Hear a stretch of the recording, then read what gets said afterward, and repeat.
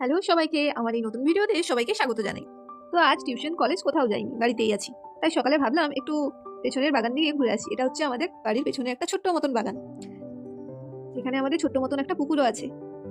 এই বছর এত বৃষ্টি হয়েছে যে সব গাছ ডুবিয়ে দিয়েছে। তারপর বাড়ি এসে একটু লেখালেখি নিয়ে বসলাম, ভাবলাম এগুলোকে কমপ্লিট করে নিই। তারপর ব্যস্ততার কারণে আর ভিডিও করা হয়নি। এরপর বিকেলে উঠে ভাবতে থাকি যে কি খাওয়া যায়। তারপর ভাবলাম যে ম্যাগি বানাই, অনেকদিন খাওয়া হয়নি। তার জন্য গ্যাসে একটা প্যান বসিয়ে দিলাম, তার মধ্যে একটু তেল দিলাম।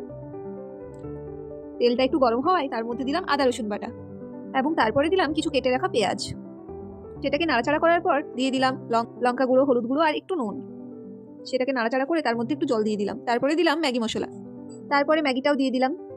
এই যে ম্যাগিটাও রেডি হচ্ছে। তারপরে দিলাম 4 চামচের মতন দুধ। হ্যাঁ, শুনে একটু শকিং লাগলেও করে দেখো, খুব ভালো লাগবে। এই যে আমার ম্যাগিও প্রায় রেডি হয়ে গেছে।